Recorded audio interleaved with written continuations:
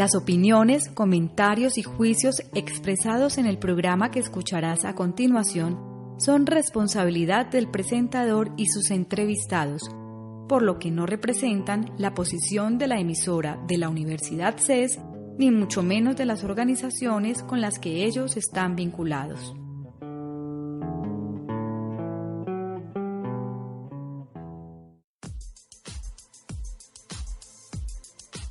Las entrevistas, los debates, la opinión y toda la actualidad jurídica la puedes escuchar en Voces del Derecho.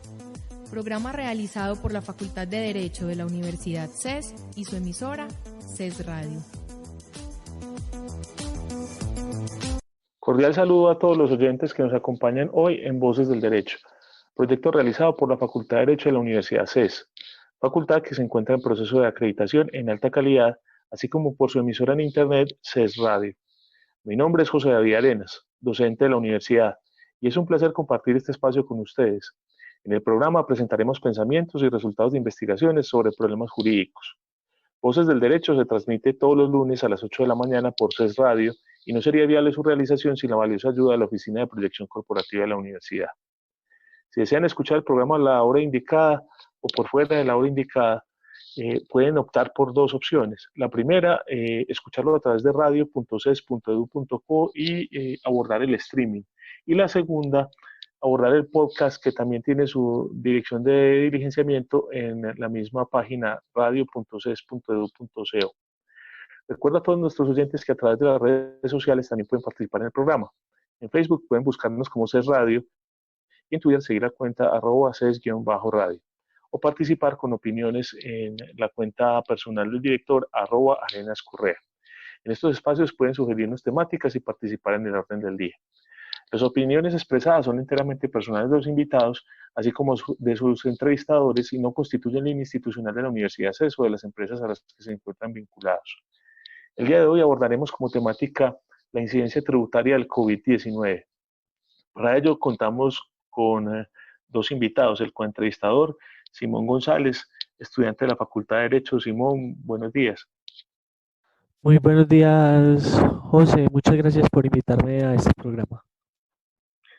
Igualmente contamos como entrevistado con el doctor Julián Zambrano Sánchez, quien es abogado de la Universidad de Antioquia, especialista en Derecho Tributario y en Derecho Tributario Internacional de la Universidad Externa de Colombia, magíster en Derecho con énfasis en tributación de la misma universidad y docente universitario en las Universidad de Antioquia y Universidad CES, asesor tributario del municipio de Medellín.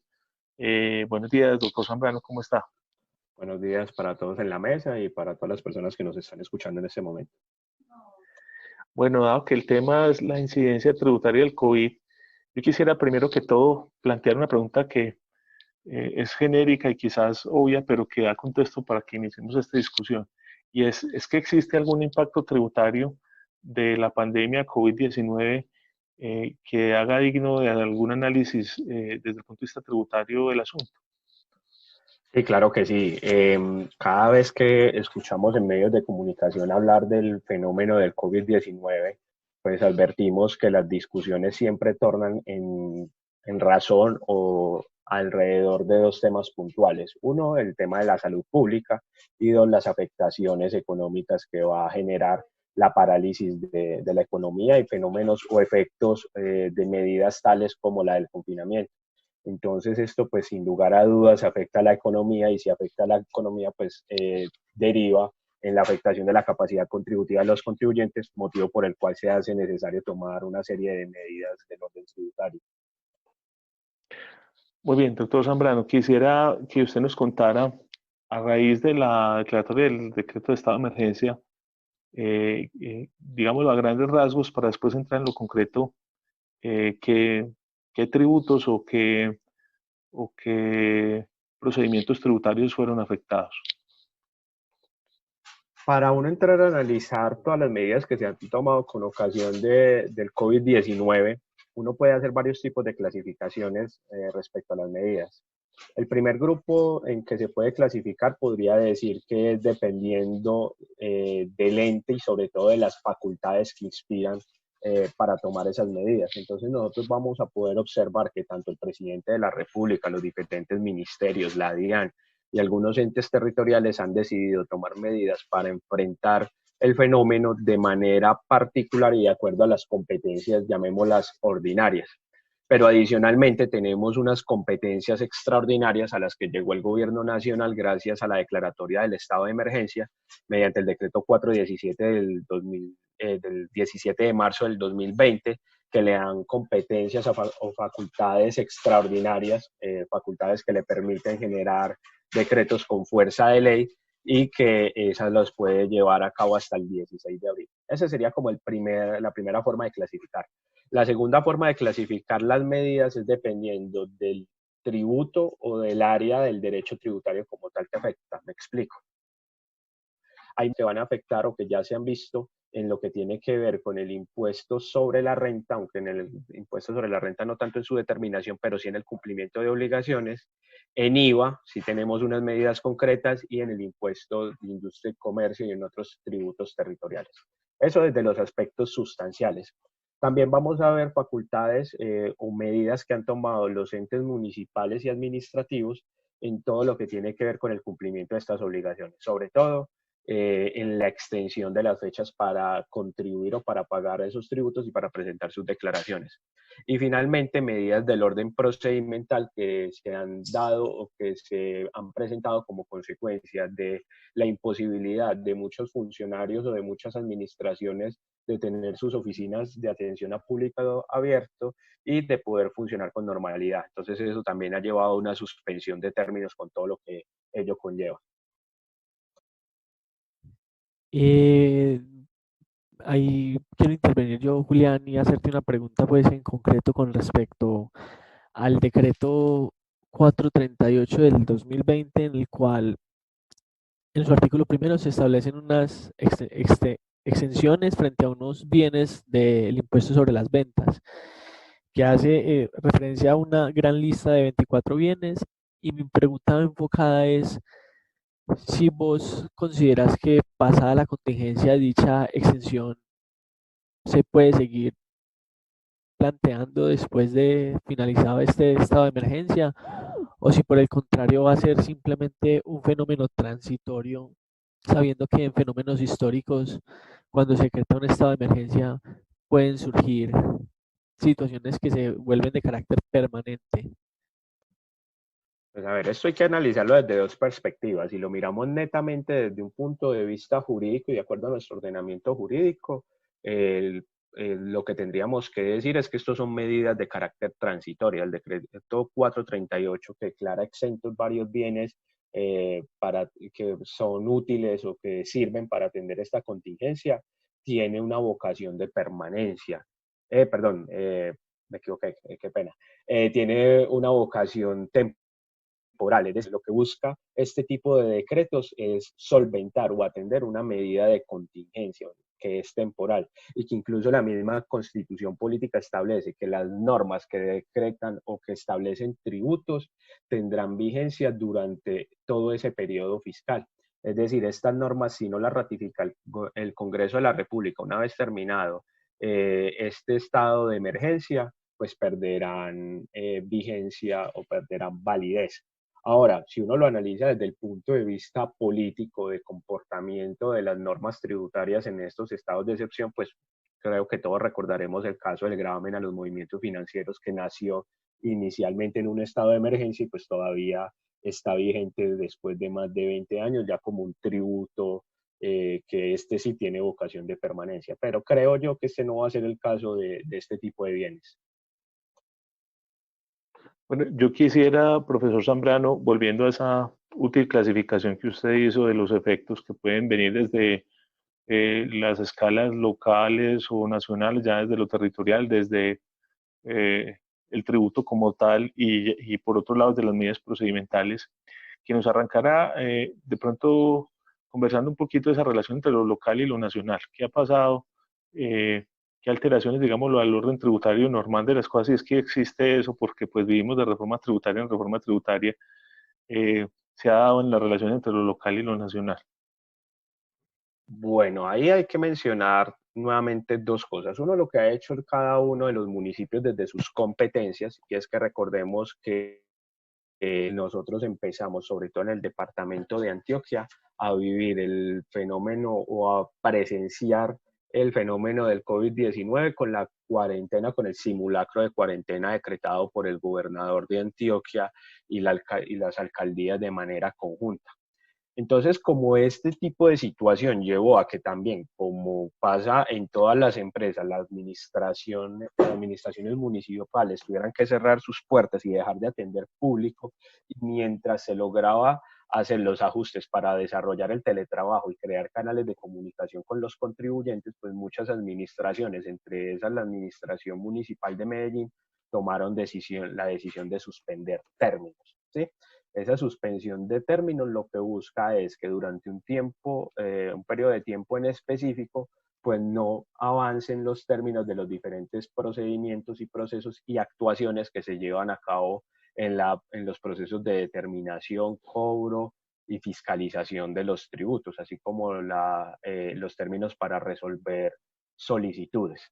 En todo caso, ya después el presidente de la República, mediante un decreto que, si me permiten, yo lo busco aquí en este momento, que no lo tengo referenciado, el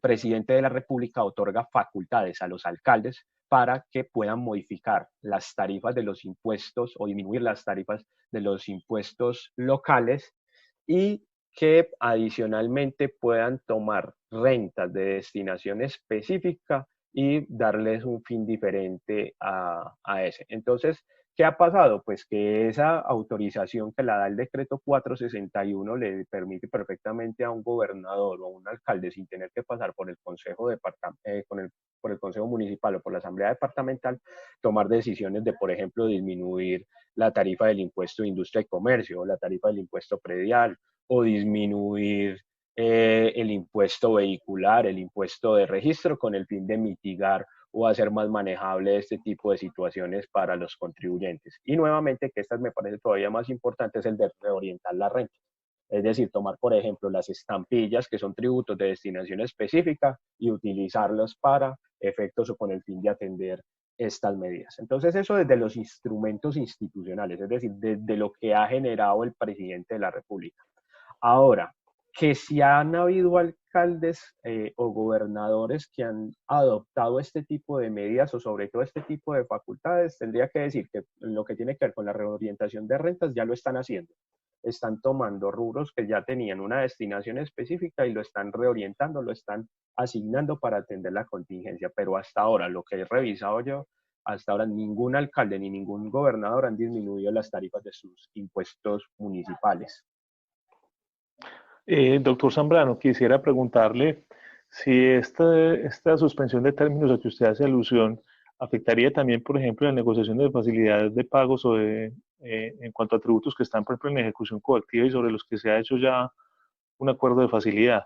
Me explico por cuanto, en últimas, la mayor premura que pueden tener muchos contribuyentes tiene que ver precisamente con las erogaciones económicas que deben hacer. Y normalmente en las facilidades, si hay un atraso en el cumplimiento de esas cuotas, eso puede conllevar a que continúe la ejecución. ¿Estas medidas de suspensión de términos afectan también las facilidades? Depende. Es decir, cuando uno revisa el decreto 491 del 28 de marzo, el presidente menciona en ese decreto, pues se menciona en ese decreto algunos aspectos que es muy importante tener en cuenta. Y es, uno, las notificaciones se deben realizar por medios electrónicos. Y ya voy a aterrizar a la pregunta concreta. Regula o modifica los términos para contestar solicitudes. Entre esos pasamos a tener respuestas a derechos de petición, que esto también, pues, esto afecta a todas las áreas del derecho administrativo, pero obviamente también el derecho tributario. Nos dice que las respuestas a peticiones se darán en 30 días. Pero entonces voy a acotar o voy a aterrizar en el marco para después mirar cómo se puede llegar a utilizar este tipo de medidas en facilidades de pago. Y dice la norma que permite a todas las ramas del poder público suspender los términos de actuaciones administrativas y jurisdiccionales. En ese orden de ideas, cuando la norma de manera general permite todas las actuaciones, ¿sí?, y lo dice de todas las ramas del poder público, y le permite suspender todos los términos o actuaciones, uno diría, eso podría llegar a afectar a las facilidades de pago que se llevan a cabo con el contribuyente.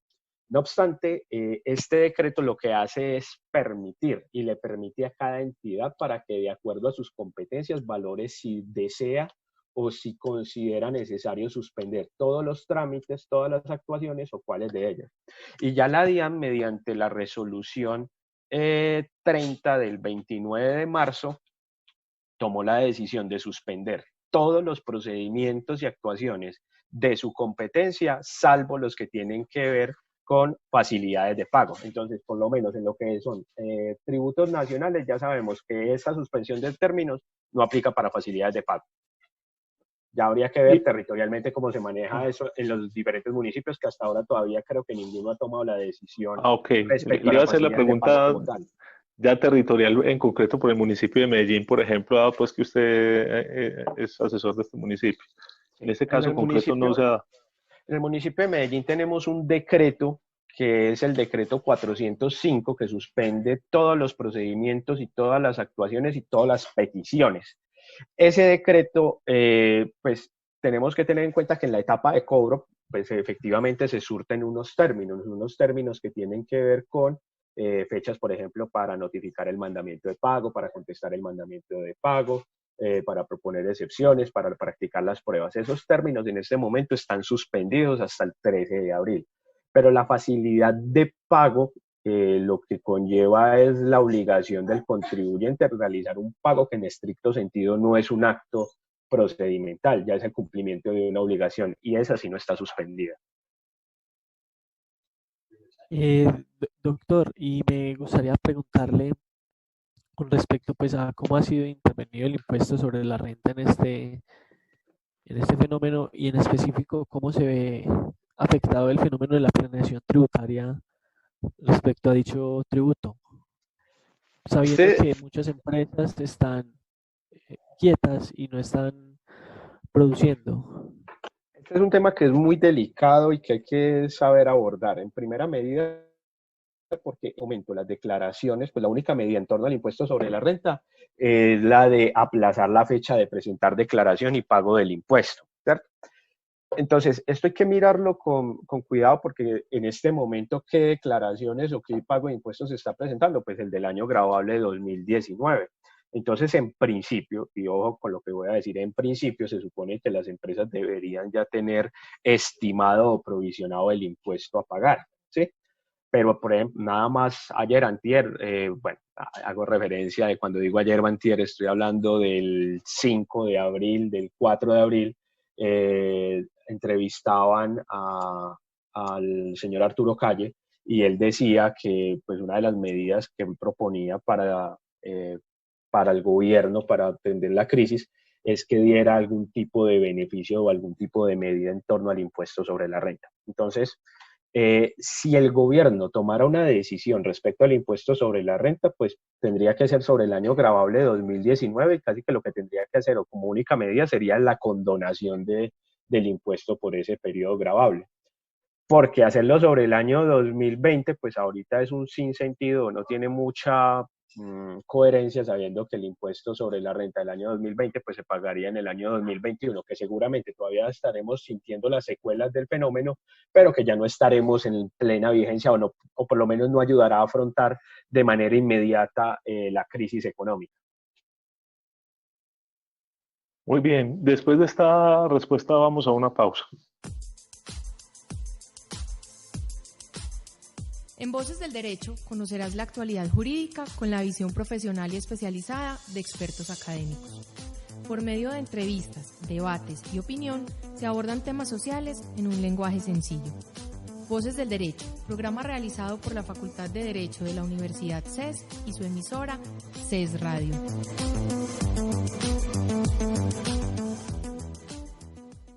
De la pausa, quisiera, ya que Simón tomó el rumbo de la segunda dimensión que había mencionado el doctor Zambrano y era de los tributos en específico, afectaciones sobre cada uno de los tributos en sí, y hicimos alguna mención al impuesto de renta. Quisiera, doctor Zambrano, que le mencionara a los oyentes qué tributos en concreto han sido directamente afectados por las medidas del gobierno para que iniciemos una senda de preguntas en torno a estos tributos. Pues lo primero es todo lo que tiene que ver con aplazamiento de pagos. Entonces hemos tenido aplazamiento en el pago de la contribución para fiscal para la promoción del turismo, que esa fue la primera medida que se tomó desde el 13 de marzo, extendiéndose hasta el 29 de julio. Hemos tenido aplazamiento en la presentación de declaraciones del impuesto sobre la renta y complementarios para personas jurídicas, para personas naturales aún no se ha tomado la medida. De IVA, pues lo que mencionábamos ahorita, que se han declarado exentos algunos bienes. En impuestos territoriales, pues impuesto de industria y comercio, nuevamente lo que hemos tenido es aplazamiento en el cumplimiento de deberes formales como la obligación de declarar, pero Medellín se ha tomado una medida en específico y es que recordemos que en Medellín, aunque el impuesto de industria y comercio es un impuesto de carácter anual, se factura de manera mensual un anticipo. El municipio de Medellín en el decreto en la resolución, es una resolución muy larga, pero termina en 632, toma la decisión de diferir el impuesto facturado como anticipo, como provisional de los meses de abril y mayo y los difiere entre julio y diciembre, entre los meses de julio y diciembre. Se va a diferir ese pago de estos 2 meses. Adicionalmente, y otra de las medidas que esta ha sido bien importante es que el gobierno nacional ha decidido reglamentar una medida que se tomó, una norma que se incorporó al estatuto tributario con la ley 2010 del 2019 y es la devolución de IVA a las clases menos favorecidas o a la población más vulnerable. Entonces, esta medida que ya se había tomado, que era objeto de tratamiento por parte de la ley 2010, pues lo que se hizo fue acelerar su reglamentación para garantizar entregar esos recursos de la manera más pronta a estas personas pues, que son conocidas como población más vulnerable o de pobreza extrema, a los cuales se les empezará a entregar una cifra de 70.000 pesos, que si no estoy mal es bimestral. Sí, bimestral. Esas son como las grandes medidas en materia tributaria. Ah, bueno, y por ahí el departamento de Antioquia extendió también para el impuesto de vehículos la facilidad o el descuento por pronto pago del 10%, que lo teníamos hasta principio de marzo, lo extendió ahorita hasta abril, no me acuerdo exactamente qué fecha, lo tengo pendiente ahí de relacionar. Esas son como las grandes medidas en torno a cada uno de los tributos. Bueno, ya entrando en el ámbito de lo específico, doctor, quisiera que le comentara a los oyentes del programa. Bueno, tenemos el caso del Fondo del Turismo, que tuvo su aplazamiento, de acuerdo a lo que usted nos menciona, por allá el 13 de marzo. Estos más generales, usted nos mencionó el impuesto de renta y quisiera que nos hablara de esa alteración que se dio al calendario con el impuesto de renta. ¿Cómo es esa alteración en cuanto a fechas para las personas jurídicas?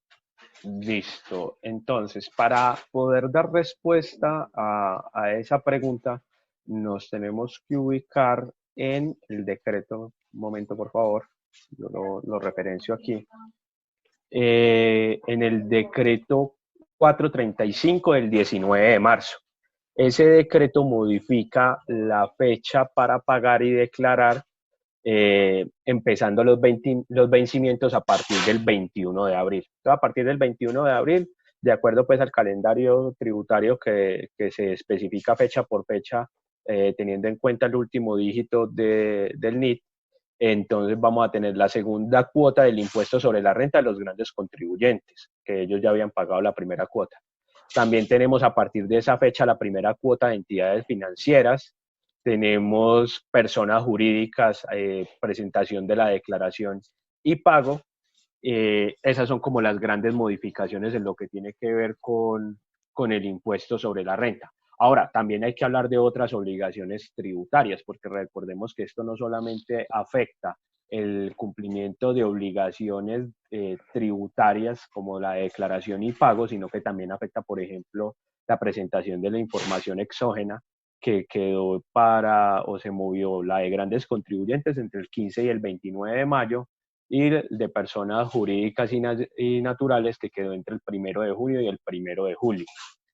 De igual forma, se movieron o se modificaron el calendario tributario para efectos de la actualización de las personas que pertenecen al régimen tributario especial. Recordemos que, de acuerdo a la modificación que se realizó hace algunos años, no todas las fundaciones o entidades sin ánimo de lucro, por el solo hecho de ser entidades sin ánimo de lucro, ya quedan incluidas dentro del régimen tributario especial que le genera unos mayores beneficios o un mejor tratamiento tributario, sino que deben hacer un proceso de calificación previo que se hace por una sola vez y cada año deben hacer una actualización de las condiciones o demostrarle a la administración tributaria que están cumpliendo con los requisitos para tener ese tratamiento de régimen tributario especial. Entonces los vencimientos que los teníamos también para el 31 de marzo se movieron con ocasión de este fenómeno para el 30 de junio. Eh, y nos podrías hablar a grandes rasgos o en específico no- si existe otra modificación del impuesto sobre las ventas, aparte de la que ya habíamos tocado, pues con esos bienes que se declararon exentos. Pues a ver, en el impuesto sobre las ventas tenemos, uno, que esos bienes que fueron descritos o de los cuales se encarga el decreto que ya mencionamos que declara exentos, que es el decreto 438, pues no solamente tendremos que decir que se declaran exentos, sino que hay unas consecuencias jurídicas de esa declaratoria de exención, y es que aunque no da derecho a opción, sí se puede utilizar o sí se puede compensar más adelante ese IVA con ocasión de la venta o de la importación de estos bienes, que es bien importante. Pero adicionalmente se ha tomado otro tipo de medidas en torno al IVA y es también un poquito modificar el calendario tributario. Entonces, del calendario tributario para IVA, si me permiten un momentico, yo abro aquí un cuadro que tengo la información más a la mano. También se modifica el calendario tributario del IVA, en tanto, pues ahorita teníamos vencimientos de declaraciones cuatrimestrales y de declaraciones bimestrales. Entonces esas también fueron afectadas con ocasión de estos decretos que pretenden modificar o regular el tema del COVID-19. Espérenme un momentico, yo lo tengo aquí a la mano.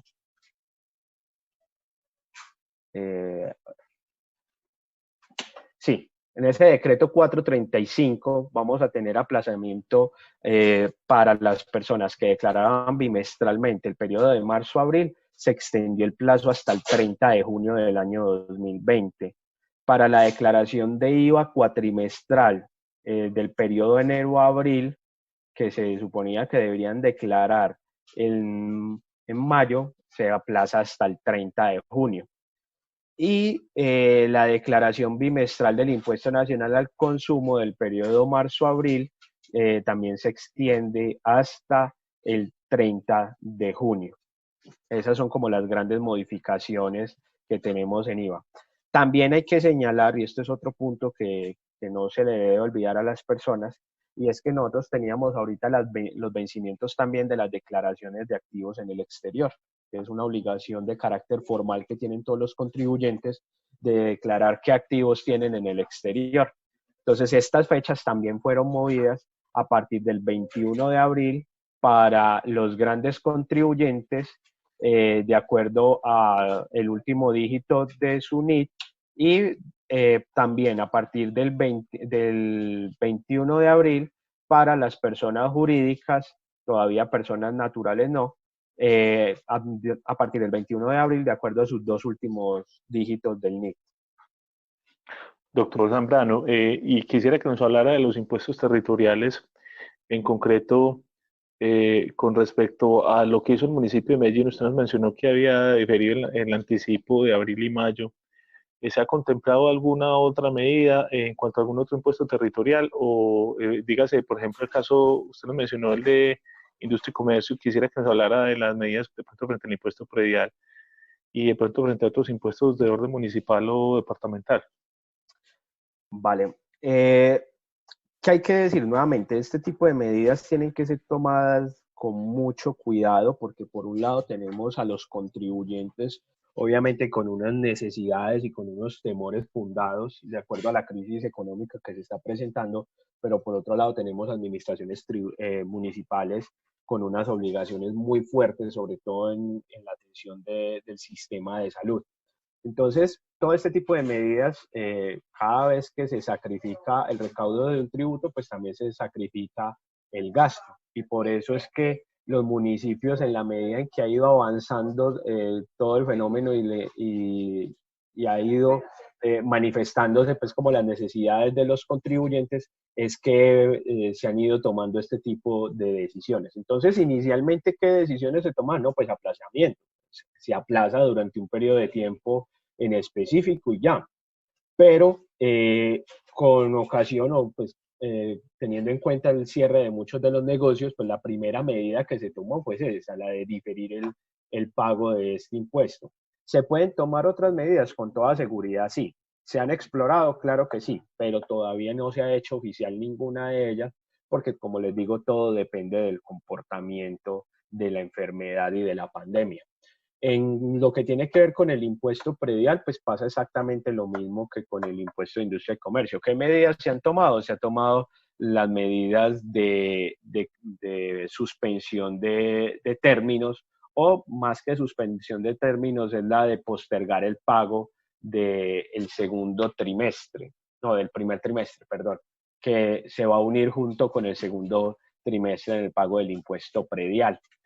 Y como les decía, también a nivel departamental, pues el impuesto tal vez que afecta a los contribuyentes del orden departamental es el impuesto vehicular, que como ya dije, la gobernación de Antioquia, pues lo que ha decidido es modificar las fechas en las cuales se debe pagar, o mejor dicho, más que modificar las fechas en las que se debe pagar, es extender las fechas en donde se reconoce el beneficio por pronto pago.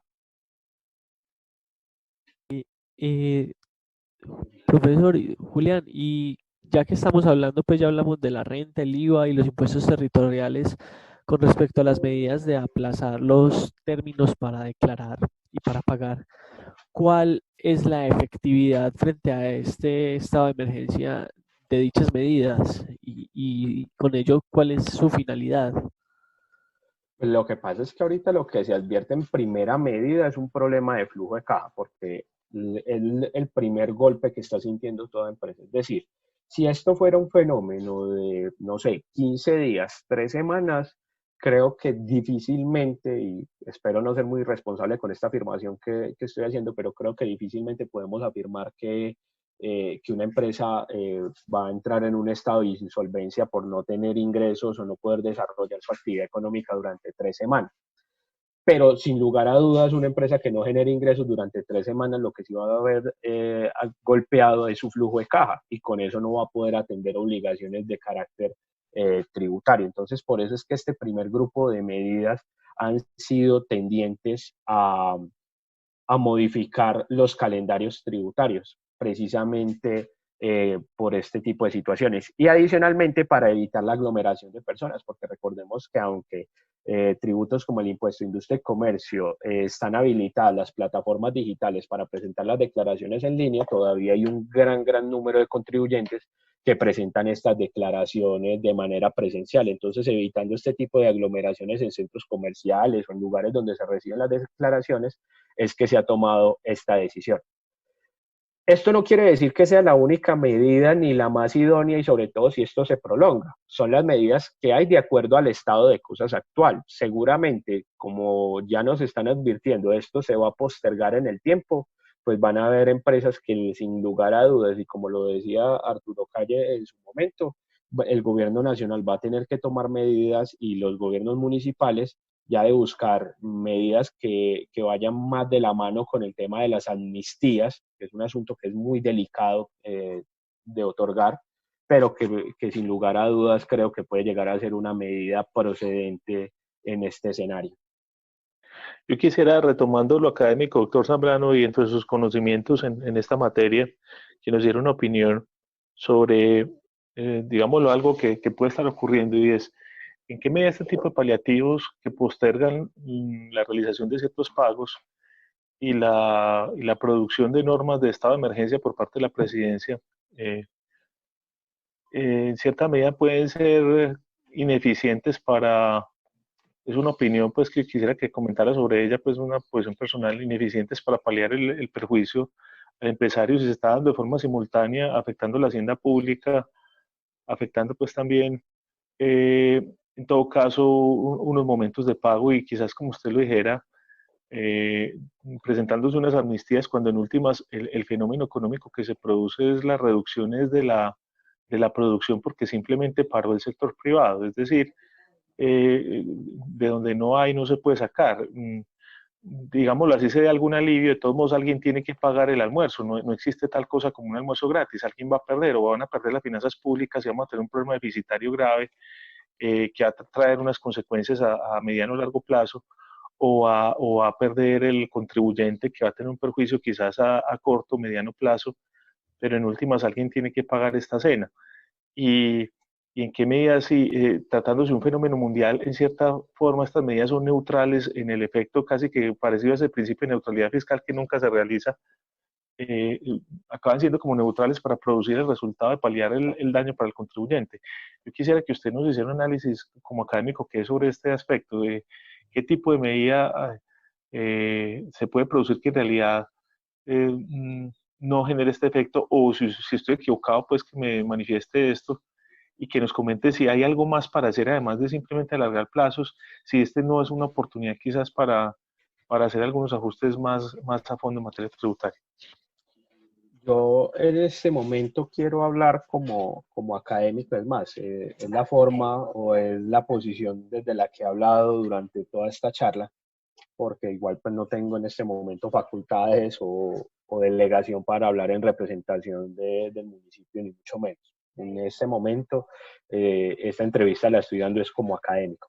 Y como académico pienso y mantengo, pues creo que no cambia en nada mi posición en el sentido de que este fenómeno, partamos de algo, esto no se había visto, creo que ninguna de las personas que actualmente está viva había visto un fenómeno similar, pues tal vez nos cuentan historias por allá de la peste negra o de otro tipo de situaciones que llevaban a que las economías se cerraran para poder prevenir el riesgo de contagio, pero realmente nunca habíamos tenido un fenómeno que generara una extensión de una enfermedad y que la forma de evitar esa enfermedad fuera quedarse en casa y con eso paralizar la economía. Entonces, en este momento creo que tanto el gobierno como todos los que estamos analizando este tipo de situaciones, pues para todos es nuevo y todas las medidas que tenemos que tomar se tienen que tomar con sumo cuidado. Que si me parece una medida apta en este momento modificar el calendario tributario, sin lugar a dudas, por lo que decía anteriormente, porque lo primero que se va a ver reflejado en este momento es un golpe en el flujo de caja, es decir, las empresas no van a contar con flujo de caja para responder con las obligaciones tributarias. ¿Será la única medida? Con toda seguridad que no, y se tendrán que tomar otras medidas. La pregunta es ¿cuándo? ¿Cierto? Entonces, ese cuándo nos lo va a determinar el momento de cumplimiento de las obligaciones tributarias, porque tengámoslo presente, el impuesto de industria y comercio y el impuesto sobre la renta son impuestos que van muy de la mano con medidas o con la realización de utilidades de las empresas. Entonces, si las empresas no van a generar utilidades este año y no van a generar mayores ingresos este año, pues seguramente el otro año que estemos en declaraciones de renta y de ICA, no se tendrá que realizar la contribución. Ahora, si vamos a pensar en medidas más inmediatas, yo creo que el punto de partida tienen que ser impuestos como el IVA, es decir, pensar seriamente el gobierno con el ánimo de reactivar la economía, hasta qué punto es posible disminuir la tarifa del impuesto sobre las ventas a varios bienes y servicios, más allá de los bienes y servicios relacionados con la atención del COVID, ¿sí? Con el fin de incentivar la economía, lo que proponía el presidente durante campaña y que fue materializado el año pasado como los 3 días sin IVA, pues que lo pudiéramos implementar ahora con mayor impulso y es, bueno, ¿cómo buscamos que la gente consuma más bienes y servicios cuando estamos en un periodo que todavía pues técnicamente no lo es, pero hacia allá creo yo que vamos, que es un periodo de recesión? Entonces puede ser una buena medida la disminución del impuesto de industria y comercio. Y una segunda medida que ya no tiene que ver con la disminución de tarifas, pero sí tiene que ver con brindar amnistías o condonación de impuestos ya causados, que fueron los impuestos causados durante el año pasado. Como digo, este tipo de medidas es muy difícil de tomar. Primero porque también afecta a la las finanzas, y segundo, porque tienen que estar muy bien fundamentadas. La Corte Constitucional en eso sí ha sido muy, muy enfática, declarando de manera reiterada normas que declaran amnistías o exenciones especiales a contribuyentes sin ninguna argumentación constitucional. Entonces ahorita pues uno desde el exterior o desde afuera es muy fácil decir, no, pues que todo el mundo se está viendo afectado, pero el problema es que esto tiene que ser fundamentado. Y creo que en 2 semanas que llevamos ha sido muy difícil levantar la información, es decir, saber a ciencia cierta y con estudios soportados cuál ha sido la afectación real que se ha presentado. Pero con toda seguridad, cuando esa información se pueda levantar, vamos a poder tomar decisiones muy serias. Doctor, y desde la óptica de la estructura del Estado y precisamente las finanzas públicas, ¿usted ha pensado que pronto también existen respuestas no tributarias, sino desde la óptica del gasto? Es decir, será este un momento de tomar otras determinaciones sobre el gasto, y si se han tomado esas determinaciones, ¿cuáles han sido? Curiosamente, lo que ha pasado con el gasto es algo completamente diferente, pero también es una medida, es decir, gran parte del gasto, no estoy queriendo decir que todo, pero gran parte del gasto de muchas administraciones municipales son los contratistas, ¿sí? Y una de las decisiones que tomó el gobierno nacional mediante un decreto, que no lo tengo aquí presente, no lo tengo a la mano, es la imposibilidad o la prohibición de suspender o dar por terminados contratos de prestación de servicios con personas naturales, precisamente como efecto o como fin para proteger un poco el empleo, llamémoslo así, aunque sé que técnicamente no es empleo, pero sí el sustento de esas personas naturales. Ahora, si me preguntan a mí si las administraciones municipales están haciendo un esfuerzo por reducir el gasto, pues por lo menos desde las que conozco, sé que sí. Sé que por lo menos la administración tributaria, la administración municipal del municipio de Medellín y gran parte de las administraciones del área metropolitana están buscando reducir gastos, y no tanto reducirlos, sino redireccionarlos para que se pueda atender esta contingencia. Pero de todas formas no deja de ser un esfuerzo que es bastante complejo para las administraciones municipales.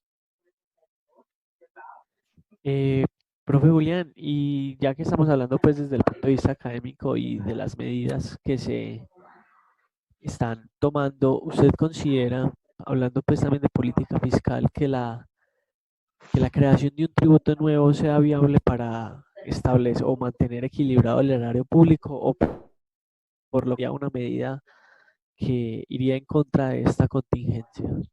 Pues es que todo, Simón, todo tributo tiene que partir de un principio básico, y es el principio de capacidad contributiva.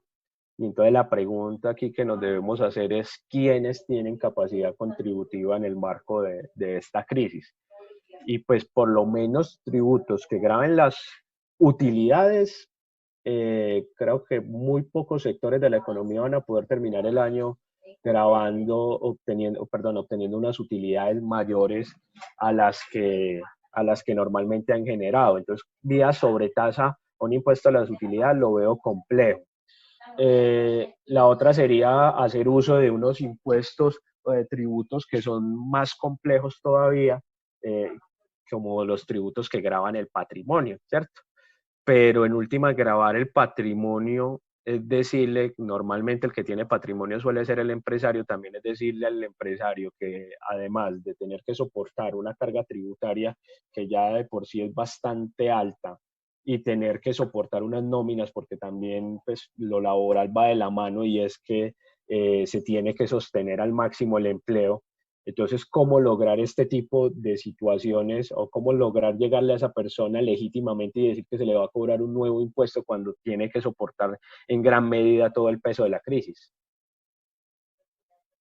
Perfecto, con esa respuesta vamos a una pausa. En Voces del Derecho conocerás la actualidad jurídica con la visión profesional y especializada de expertos académicos. Por medio de entrevistas, debates y opinión, se abordan temas sociales en un lenguaje sencillo.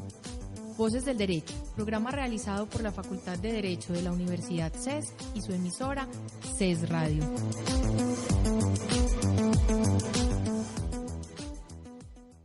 Regresando a la pausa, doctor Zambrano, yo quisiera que usted nos hablara ahora desde esa dimensión procedimental. ¿Qué nos puede contar sobre las suspensiones de términos adicionalmente? ¿Qué discusiones se están dando en torno a eso?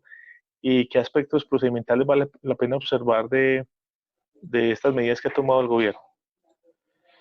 A ver, yo creo que aquí hay una discusión que está latente y que se ha dado para muchas, pues no peleas, pero sí cuestionamientos o argumentación por parte de los que trabajamos esta área del derecho, y es los efectos de la suspensión de términos.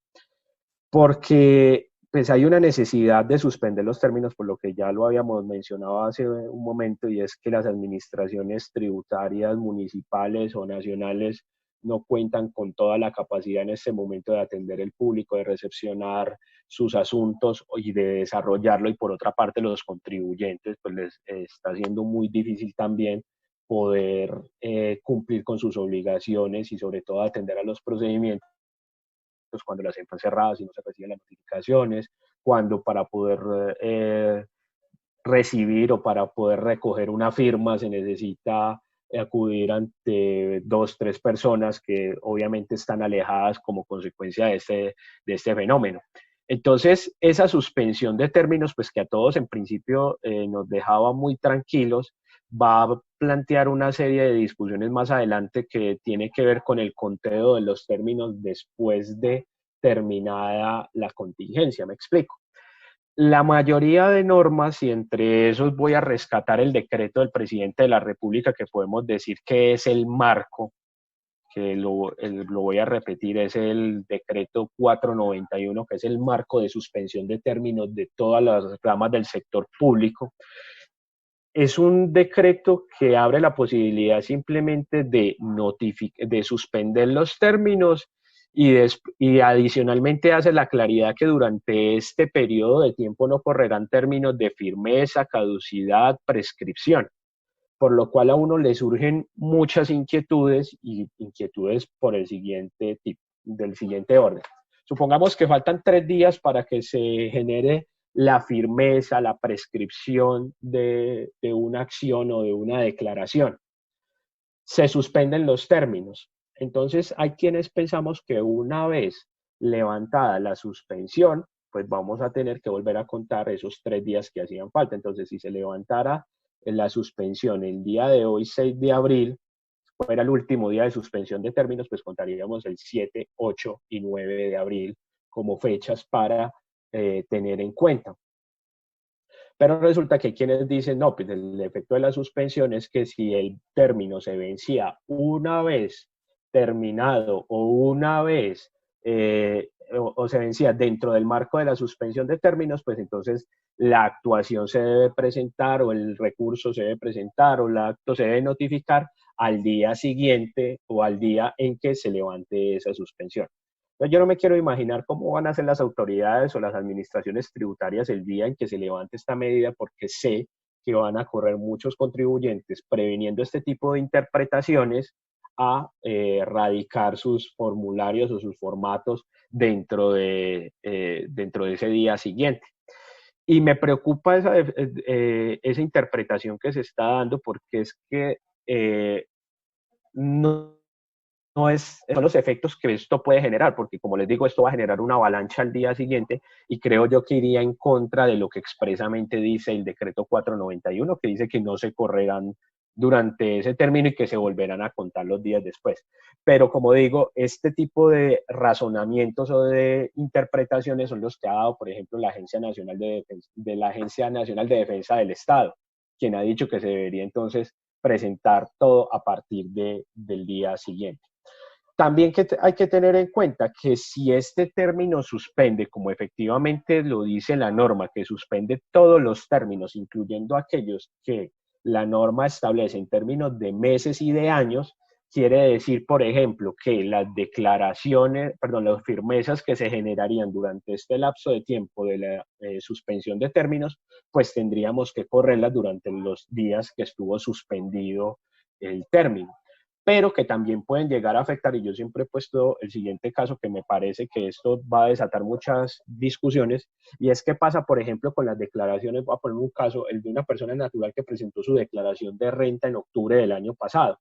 La declaración de renta tiene como regla general un término de firmeza de 3 años. Entonces, una persona que presentó su declaración en octubre del año 2019, pues podremos decir que esa declaración quedará en firme en el 2020, 2021, 2022, en octubre del año 2022.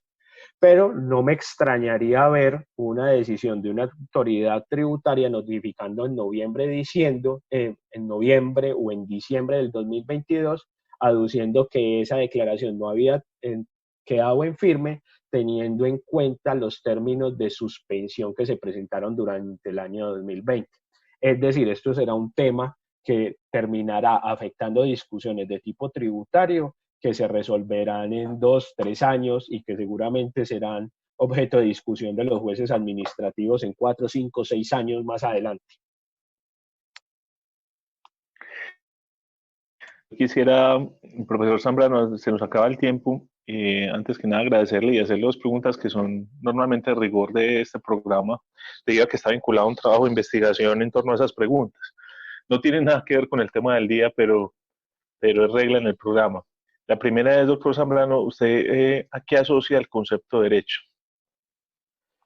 Uy, qué pregunta tan difícil. Sí, nosotros hablamos de... Sí, no, pues es que eso es pregunta de tesis doctoral. Yo cuando me preguntan qué es derecho, y pues obviamente siendo muy impreciso hablo del cumplimiento de normas vinculantes dadas por un ente con competencias o legitimado para tal fin. Ok. Y doctor Zambrano, ¿usted considera que quienes ejercen o actúan en torno a esas normas a las que usted está haciendo referencia deben tener algunas calidades específicas o condiciones específicas como operarios de esas normas? Y de ser así, ¿cuáles? Esa pregunta sí no la sé responder. No la Bueno, sabría responder. En todo caso, doctor Zambrano, no hay respuesta correcta en esto, es simplemente una exploración sobre los imaginarios que hay del concepto de derecho en nuestro entorno. Queremos agradecerle haber estado con nosotros en el programa.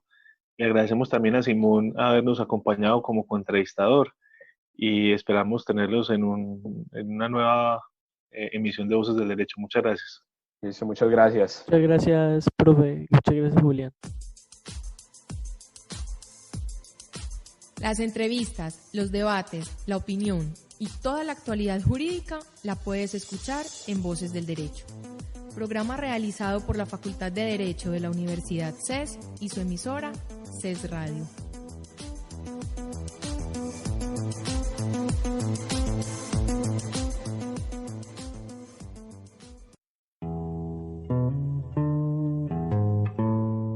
Si te perdiste alguna de las emisiones en línea de esta semana, puedes escucharlas una vez más en nuestra programación, el domingo o en nuestros archivos de audio ingresando a nuestro sitio web radio.ces.edu.co.